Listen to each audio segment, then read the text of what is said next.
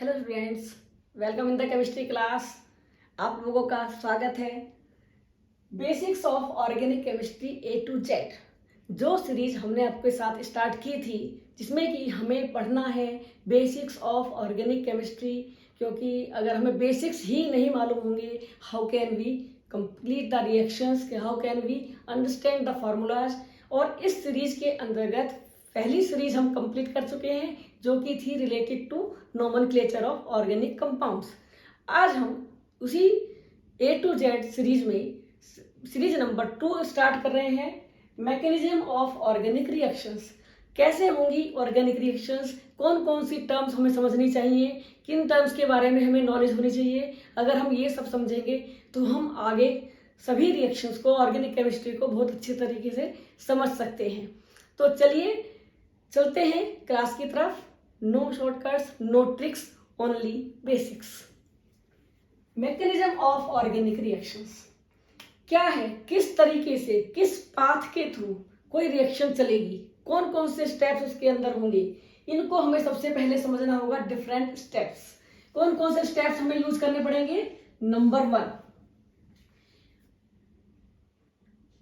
Effects in the molecule में कौन कौन से इफेक्ट्स हो सकते हैं। नंबर 2, क्या होगी, कैसे होगी स्प्लिटिंग ऑफ बॉन्ड्स। नंबर 3, किनकी प्रेजेंस में होगी रिएक्शन, उन्हें हम कहेंगे रिएजेंट्स। नंबर 4, रिएक्शन करते टाइम क्या बनेंगे बीच में इंटरमीडिएट्स, कैसे रिएक्शन किन स्टेप्स के थ्रू जा रही है, तो वहां पर कौन कौन से बीच में पड़ाव पड़ेंगे, कौन कौन से वहां पर इंटरमीडिएट्स बनेंगे। तो हमें नेक्स्ट पढ़ने पड़ेगा इंटरमीडिएट्स के बारे में।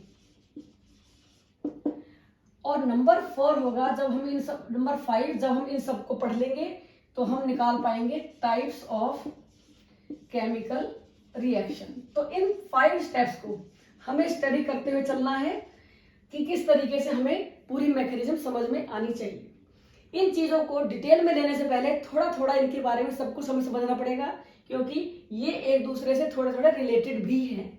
सबसे पहले है मॉलिक्यूल के अंदर इंटरनल स्ट्रक्चर क्या है, इंटरनल नेचर क्या है उसकी, इंटरनल स्ट्रक्चर क्या है उसका। नंबर 2, बॉन्ड्स कैसे टूट सकते हैं, क्योंकि ऑर्गेनिक कंपाउंड्स में होते हैं कोवेलेंट बॉन्ड्स।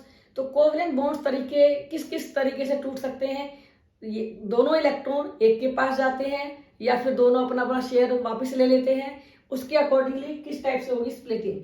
रिएजेंट्स होंगे जो कि इनिशिएटिंग होंगे। इनिशिएटिंग मतलब इनकी कुछ रिएक्शंस ऐसी होती हैं जिनमें कि ऑटोमेटिकली रिएक्शन नहीं होगी, लेकिन जब हम कुछ केमिकल्स डालेंगे तो रिएक्शन स्टार्ट हो जाती है। इन्हें हम कहेंगे इनिशिएटिंग एजेंट्स। इनकी प्रेजेंस में रिएक्शन स्टार्ट हो जाएगी। उसके बाद आता है इंटरमीडिएट्स।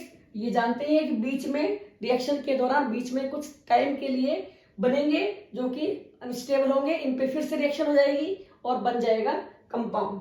उसके बाद केमिकल रिएक्शन करने के तरीके भी अलग अलग होते हैं। तो आज की सीरीज में हम स्टडी करेंगे इफेक्ट्स इन द मॉलिक्यूल्स, और जिनमें हम स्टडी करेंगे inductive effect and mesomeric effect. तो कितने टाइप के इफेक्ट्स में हो सकते हैं, सबसे पहले हम उनको लेंगे। सबसे नंबर 1 स्टेप आता है inductive effect. Inductive effect means ये इफेक्ट परमानेंट इफेक्ट है। इसकी प्रेजेंस में, यानी कि ये किसी की इंतजार नहीं करता है। मॉलिक्यूल के अंदर स्ट्रक्चर इस तरह से होता है कि ऑटोमेटिकली ये इफेक्ट काम करता रहता है। कब काम करेगा, जब कार्बन की चेन में कोई इलेक्ट्रोनेगेटिव एलिमेंट जो कार्बन से ज्यादा इलेक्ट्रोनेगेटिव है वो अटैच हो जाता है। It is the chain of carbon. So due to electronegativity difference, ये इलेक्ट्रॉन अपनी तरफ पुश करता है, खींचता है, और इसके कारण यहां पर आ जाता है पार्शियल पॉजिटिव चार्ज, यहां आ जाता है पार्शियल नेगेटिव चार्ज। अब ये कार्बन इलेक्ट्रॉन डेफिशिएंट हो गया। इसको क्या करना है, ये अगले वाले से इलेक्ट्रॉन खींचेगा। और यहां बन जाएगा और वीक पॉजिटिव चार्ज, वो इन टर्न यहां से खींचेगा। इस तरीके से ये 4 एटम्स तक जा सकता है। तो ये जो ट्रांसफर ऑफ इलेक्ट्रॉन हो रहा है, transfer of electron from carbon chain to electronegative element, ये कहलाएगा inductive effect. It is the transfer of sigma electrons towards more electronegative element,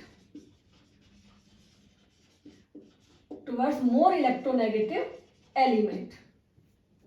यहां पर क्लोरीन इलेक्ट्रोनेगेटिव ज्यादा है तो अपनी तरफ इलेक्ट्रॉन खींच रहा है, लेकिन कभी कभी ऐसा भी होता है कि कोई एटम्स ऐसे होते हैं जो कार्बन से लेस इलेक्ट्रोनेगेटिव है, तो वो कार्बन को इलेक्ट्रॉन देके जा भी सकते हैं। तो ऐसी कंडीशन में अब हमें ये जो इफेक्ट है इट इज परमानेंट, मींस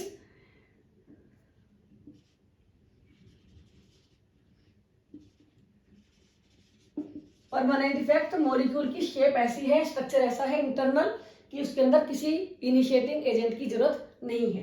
तो ये है इंडक्टिव इफेक्ट। अब इंडक्टिव इफेक्ट दो टाइप के होते हैं।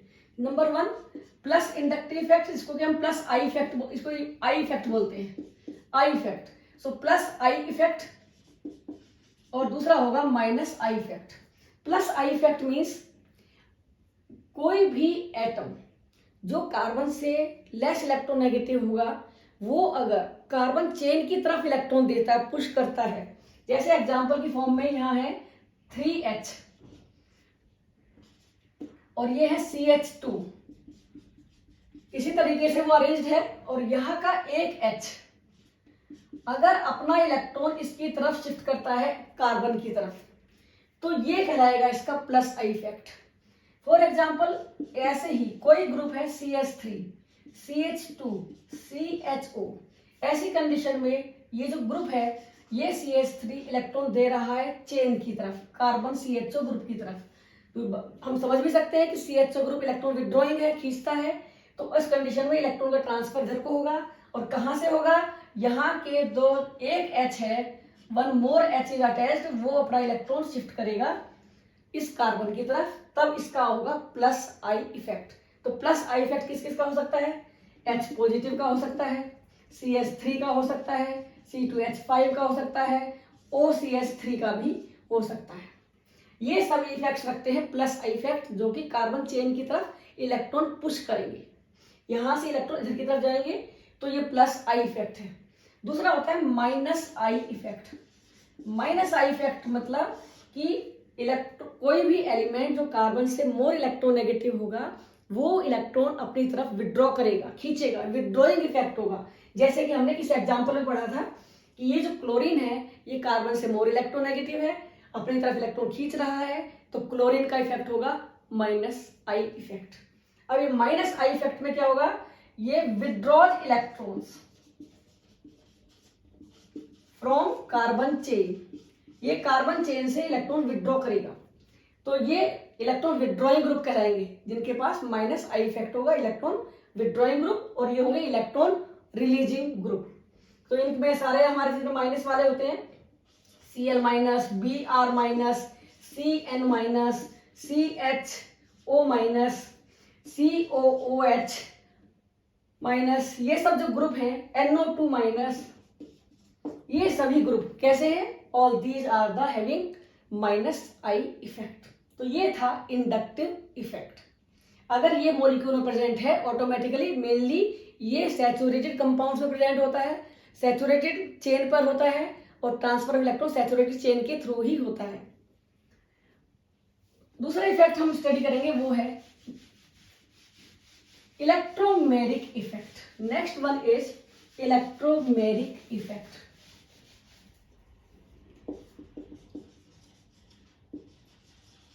इलेक्ट्रोमेरिक इफेक्ट, ये इफेक्ट क्या है,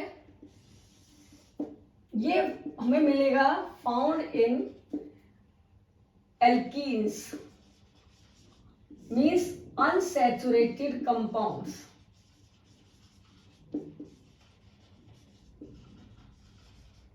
it is found in unsaturated compounds. और क्या होगा अनसैचुरेटेड कंपाउंड्स में, कि हम जानते हैं कि सबसे सिंपलेस्ट एग्जांपल हमारे पास है CH2 डबल बॉन्ड CH2। यहां पर ये पाई इलेक्ट्रॉन लूज है, ये है सिग्मा इलेक्ट्रॉन और ये है पाई इलेक्ट्रॉन। तो ये इफेक्ट ऑटोमेटिक नहीं है, it is not permanent effect, लेकिन इसको एक इनिशिएटिव चाहिए, कोई ना कोई इनिशिएटिंग एजेंट होता है जिसका नाम हमने लिया था रिएजेंट्स। तो वो कोई ना कोई रिएजेंट्स इसमें अटैक करेगा। तो यहां पर जैसे ही ये रिएजेंट अटैक करेगा तो रिएजेंट की प्रेजेंस में ये पाई इलेक्ट्रॉन इस तरह से या तो इधर की तरफ ट्रांसफर हो जाएगा टूट के, या फिर इधर को हो सकता है। तो यहां हमारे पास दो कंडीशंस बनेगी, कौन कौन सी? नंबर 1, अगर इलेक्ट्रॉन ट्रांसफर हो रहा है क्लॉकवाइज तो ये प्लस और ये माइनस। दूसरी कंडीशन कौन सी होगी? जब इलेक्ट्रॉन ट्रांसफर हो रहा है, फर्स्ट कंडीशन, और ये है सेकंड कंडीशन। तो इलेक्ट्रॉन ट्रांसफर हो रहा है, इस पे आ जाएगा माइनस चार्ज और इस पे आ जाएगा प्लस चार्ज। तो यही इफेक्ट है इलेक्ट्रोमेरिक इफेक्ट। क्या है इलेक्ट्रोमेरिक इफेक्ट? ये टेम्पररी इफेक्ट है, रिएजेंट्स की प्रेजेंस में होता है, और इसको हम कहेंगे, क्या बोलेंगे? Transfer of pi electron pair towards one of the carbon carbon double bonded atom. किसी एक की तरफ पाई इलेक्ट्रॉन्स का ट्रांसफर हो जाए in presence of attacking reagent. कोई रिएजेंट अटैक करेगा तभी ये होगा। इसके लिए हम क्या कह सकते हैं? It is the temporary effect, it is temporary effect. जैसे ही रिएजेंट है तो मॉलिक्यूल के अंदर चेंज आएगा, अगर कोई भी रिएजेंट प्रेजेंट नहीं है तो मॉलिक्यूल में कोई चेंज नहीं आएगा। तो इस तरीके से ये है इलेक्ट्रोमेरिक इफेक्ट। अब इलेक्ट्रोमेरिक इफेक्ट के भी टाइप हैं, types of electromeric effect. Electromeric effect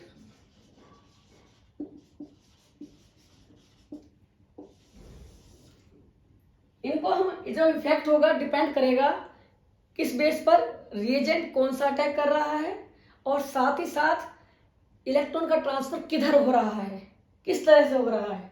तो पहला आता है प्लस ई इफेक्ट। क्या है ये plus E effect? Plus E effect का मीनिंग है कि जब कोई भी transfer of electron takes place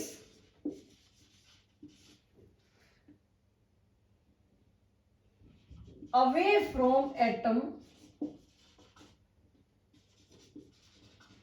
on which reagent is attached,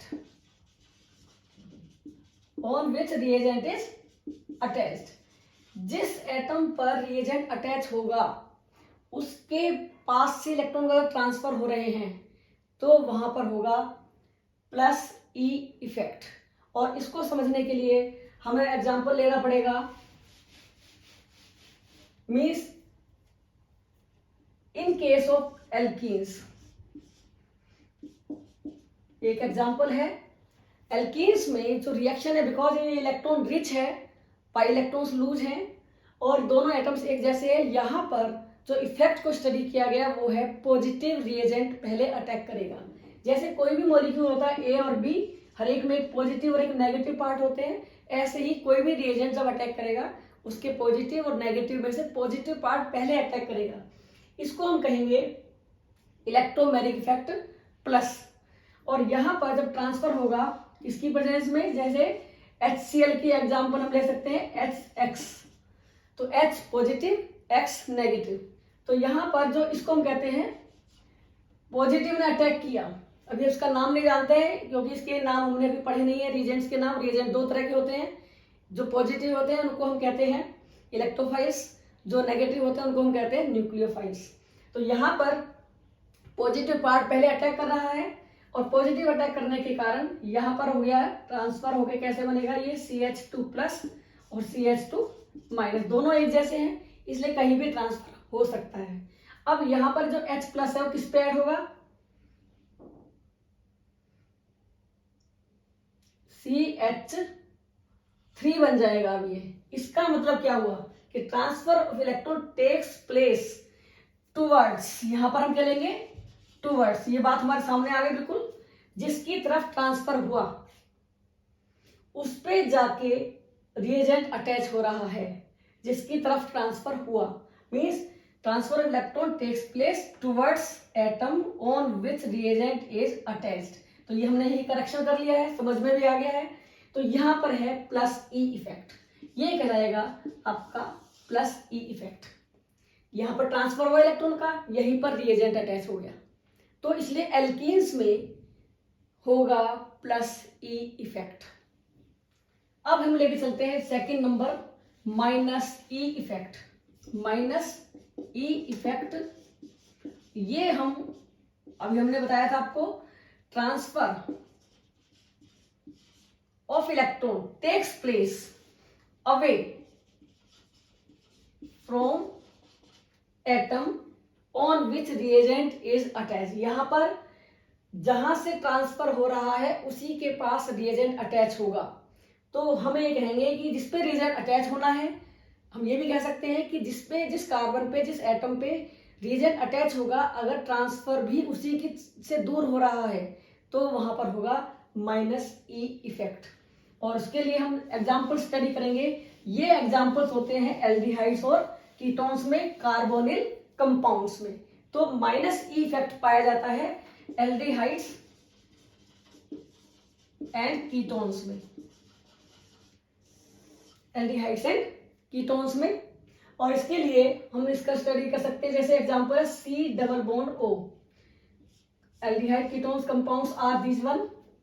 यहां पर जो रिएजेंट अटैच होगा, ये भी थोड़ा ध्यान रखना पड़ेगा, यहां पर अटैक करने वाला रिएजेंट होगा नेगेटिवली चार्ज्ड, रिएजेंट होगा -R, माइनस पार्ट उसका होगा।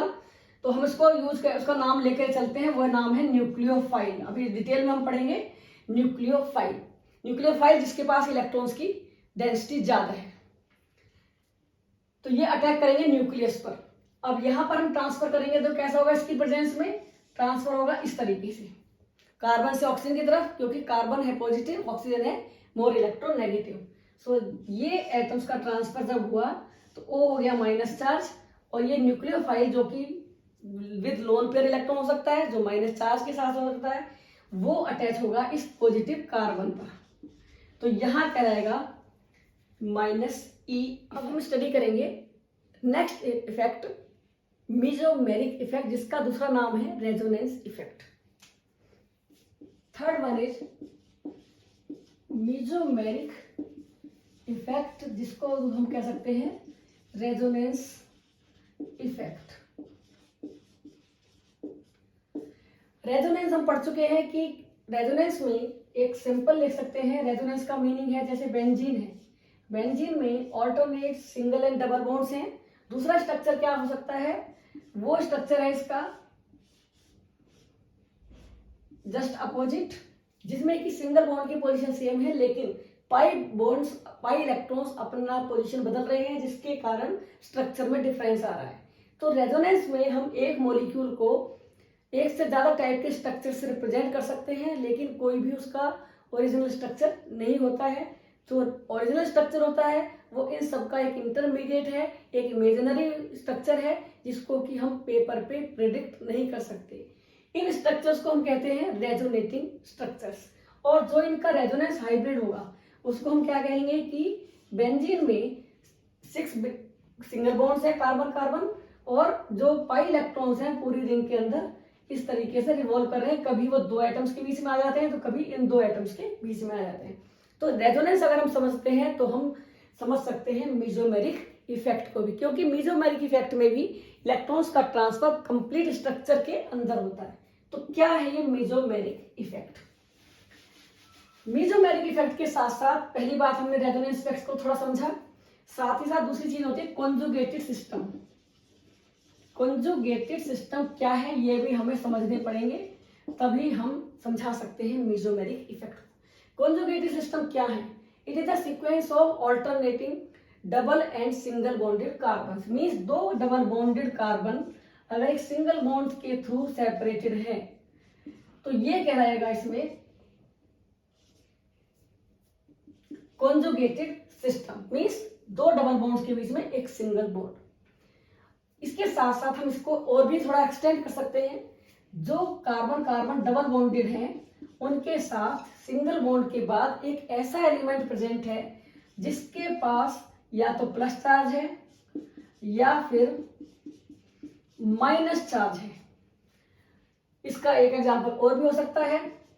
डबल बॉन्डेड कार्बन के साथ एक सिंगल बॉन्ड है और एक ऐसा एलिमेंट है जिसके पास माइनस चार्ज है, जैसे क्लोरीन के पास माइनस चार्ज हो सकता है, या लोन पेयर हो सकते हैं।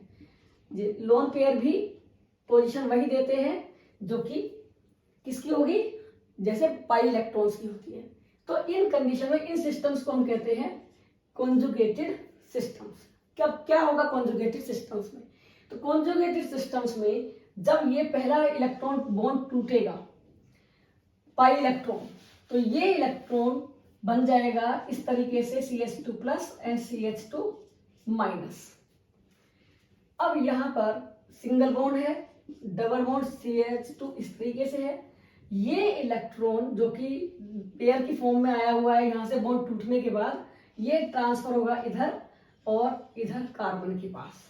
तो इस कंडीशन में CH2 हो जाएगा प्लस, यहाँ CH और CH के बीच में आ जाएगा डबल बॉन्ड और ये हो जाएगा CH2 माइनस। इसका मतलब ये हुआ कि यहाँ के पाई इलेक्ट्रॉन जो है वो ट्रांसफर हुए एक एटम से चेन के दूसरे एंड तक, जिससे कि पूरे मॉलिक्यूल में एक पॉजिटिव एंड बन गया और एक नेगेटिव एंड हो गया। यही कहलाता है मीजोमेरिक इफेक्ट। ये भी एक परमानेंट इफेक्ट है, किसी रिएजेंट की प्रेजेंस में नहीं होता है, ऑलरेडी 100% अब ऑटोमेटिकली प्रेजेंट रहता है मॉलिक्यूल के अंदर। तो ये इफेक्ट भी है मीजोमेरिक इफेक्ट। क्या है ये? Transfer of pi electrons from one end of molecule to other end, creating positive and negative electron centres. तो एक एंड से दूसरे एंड में ट्रांसफर होता है, creating electron rich and electron deficient centres. एक सेंटर इलेक्ट्रॉन पॉजिटिव हो जाएगा और एक इलेक्ट्रॉन नेगेटिव होगा। इसको हम कहेंगे मीजोमेरिक इफेक्ट। यहां पर कॉन्जुगेटेड सिस्टम का होना जरूरी है। बेंजीन के जितने भी कंपाउंड्स हैं उन सब में भी ये इफेक्ट प्रेजेंट होगा, क्योंकि यहां है कॉन्जुगेटेड सिस्टम।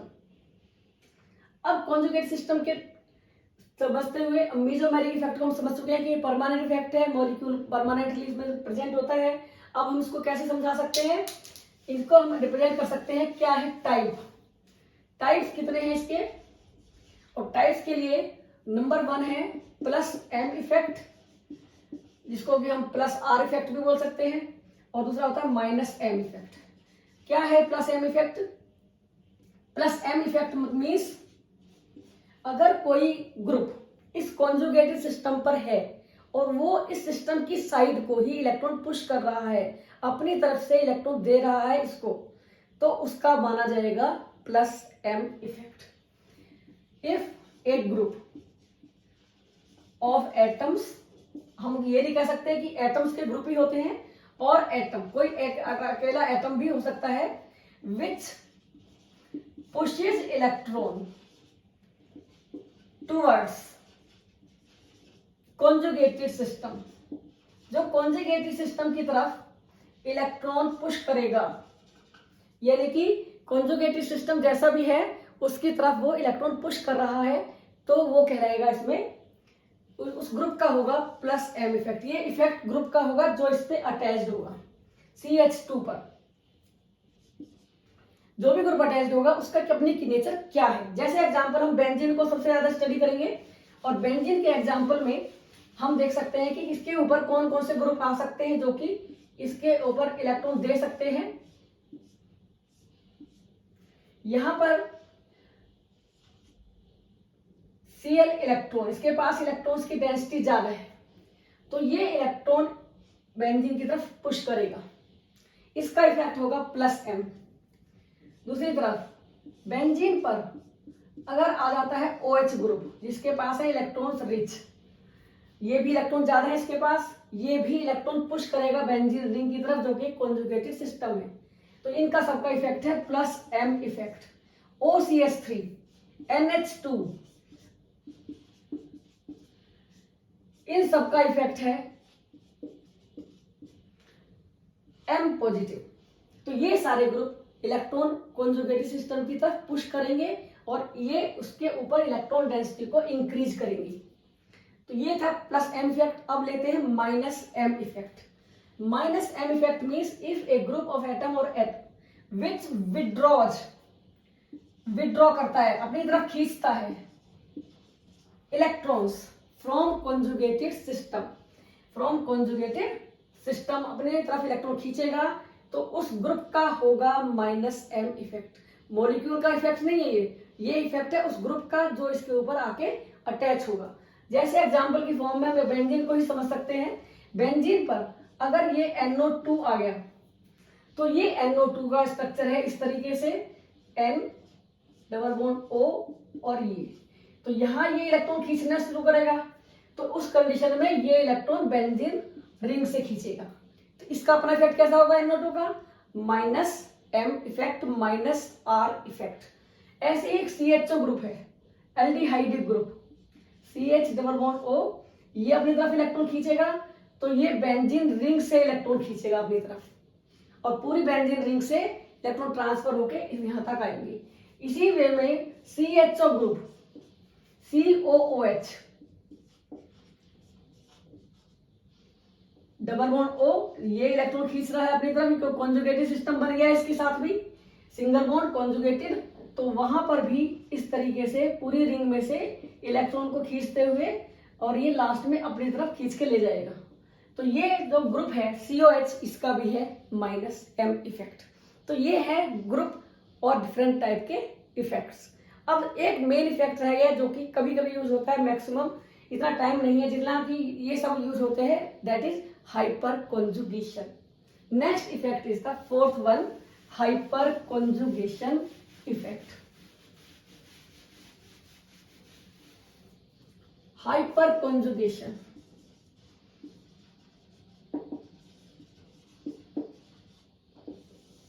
क्या है? ये हाइपर कॉन्जुगेशन इफेक्ट ये थोड़ा थोड़ा रेजोनेंस से मिलता हुआ है इफेक्ट है, लेकिन एक कंडीशन के बाद। यहां पर इसको स्टडी करने से पहले एक एग्जांपल लेना होगा, तब हम उसको समझा सकते हैं। जैसे कॉन्जुगेटेड सिस्टम है CH डबल बॉन्ड CH2, अगर डबल बॉन्डेड कार्बन पे कोई कार्बन ऐसा प्रेजेंट है जिसके पास H है, एक भी H होगा तो भी ये ऐसा हो सकता है, और इस कंडीशन में इसको हम कहते हैं अल्फा कार्बन, ये कहलाता है अल्फा कार्बन। अब ये अल्फा कार्बन के जो सिंगल बॉन्डेड हाइड्रोजन है वो इलेक्ट्रॉन ट्रांसफर कर देते हैं अपने टेम्परेरीली, और ये बन जाता है CH, यहां पर आ गया माइनस इफेक्ट, और ये H जो है वो यहीं पर है लेकिन फ्री हो गया है। अब यहां पर है CH डबल बॉन्ड CH2, पहले समझेंगे फिर उसको डेफिनेशन समझेंगे इसकी।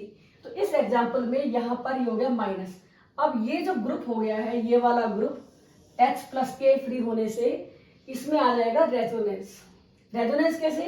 ये माइनस के जो 2 इलेक्ट्रॉन एक्स्ट्रा आए हैं, सिग्मा इलेक्ट्रॉन पेयर आया है, ये ट्रांसफर होगा स्ट्रक्चर में और इन्वॉल्व होगा रेजोनेंस में। तो यहाँ के सिग्मा इलेक्ट्रॉन का जो ऑर्बिटल है, सिग्मा ऑर्बिटल पाई ऑर्बिटल्स के साथ ओवरलैपिंग करेगा, और जितने ज्यादा H यहाँ प्रेजेंट होंगे उतना ही ज्यादा स्ट्रक्चर पॉसिबल होगा, उतना ही ज्यादा ये स्ट्रक्चर स्टेबल होगा। नेक्स्ट टाइम ये H+ फ्री हो सकता है, एक ये फ्री हो सकता है। जितने H अल्फा होंगे उतने ही ट्रांसफर ज्यादा होंगे, उतने ही बनेंगे ये हाइपर कॉन्जुगेटेड स्ट्रक्चर्स। तो ये जो ट्रांसफर है इसमें क्या कहा गया है? It is the transfer of sigma electron pair towards the conjugated system which involves in resonance or just like mesomeric effect। तो यहां पर H प्लस के इलेक्ट्रॉन देने के कारण एंड एपियर होता है overlapping of sigma orbitals S orbitals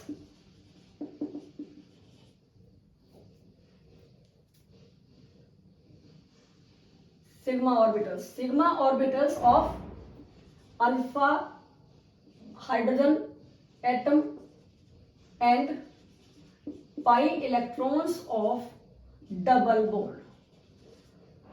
sigma orbitals of single, जिसको बोलते हैं single bond and pi electrons of double bond. तो यहां पर जैसे ये स्ट्रक्चर हम स्टडी कर सकते हैं, CH जो है वो sp2 हाइब्रिडाइज्ड है, sp2 मीन्स इस तरीके से यहां पर इसके साथ में इसने बॉन्ड बनाया हुआ है। ये दो बॉन्ड्स हैं हाइड्रोजन एटम से। अब इसमें जो ये है इसके पास एक H ऑलरेडी बना हुआ है, यहां पर अटैच्ड है अगला कार्बन, इसके पास है 3H, ये 3H है, H और H। अब क्या हुआ, यहां पर जो पाई ऑर्बिटल्स है sp2 के, ये है पाई ऑर्बिटल्स, इनमें आपस में पाई बॉन्डिंग हो रही है। यहां पर H के फ्री होने के कारण अब ये वाला जो सिंगल है ये इसके साथ ओवरलैपिंग करेगा और यही होगा हाइपर कॉन्जुगेशन। तो हाइपर कॉन्जुगेशन, जितने ज्यादा कॉन्जुगेटेड सिस्टम के ऊपर अल्फा कार्बन होंगे, अल्फा कार्बन के साथ उस पर H होंगे, उतना ही ज्यादा होगा उसका resonating effect, hyper conjugative effect.